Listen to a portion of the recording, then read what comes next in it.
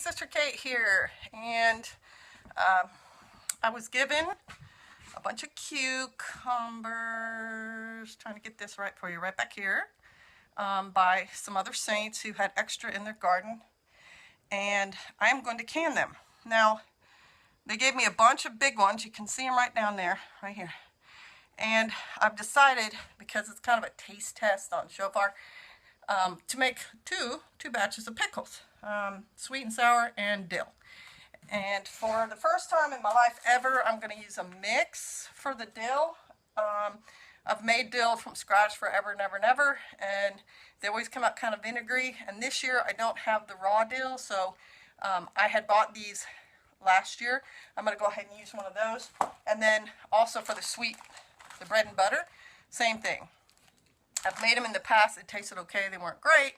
I know it's like a sellout. I get it. I'm using what I've got. Give me a break. So, I'm going to run 2 canners at the same time because I have 2 canners. They are water bath canners. There's one.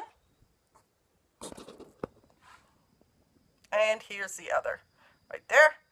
And I don't have a grill for the bottom of one of them.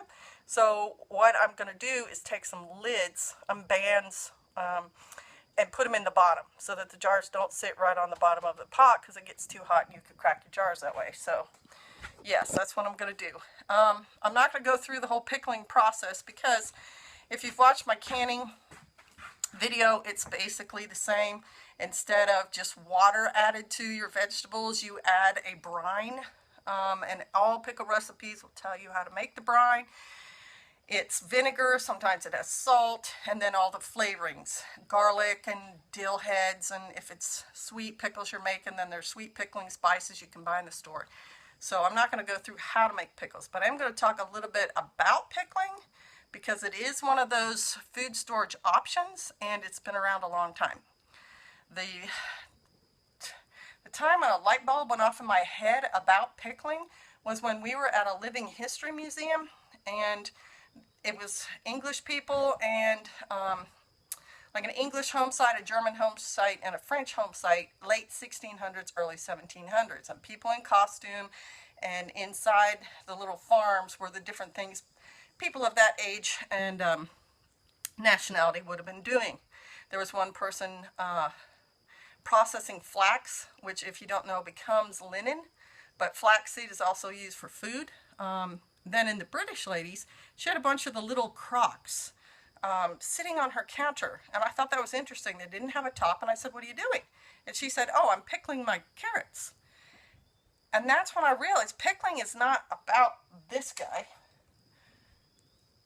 This thing gets pickled, but this is not a pickle. This is a cucumber. People pickle all sorts of things, which, you know, some people have already realized. Pickle eggs and you pickle fish and all sorts of stuff. But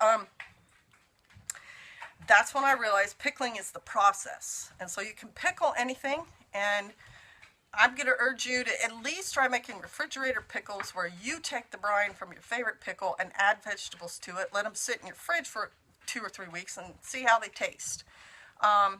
I plan on looking into the pickling like the lady had going on her counter where there's no top or anything, and I'm assuming that the 5% acidity in vinegar will keep those vegetables from spoiling as long as they're under the brine. And vinegar does have to be 5%. And people have asked me, I'm not sure how you figure that out. I'm sure there's probably pH test strips or something you can use, and also probably the amount of, what am I trying to say? Water in your vinegar when you make your vinegar may affect it. I'm not sure, but I think it's something worth looking into, and so I'm going to leave you with that. Start experimenting with your pickling. All right, bless you. You can do it. You can do it. All right, bless you. Shalom.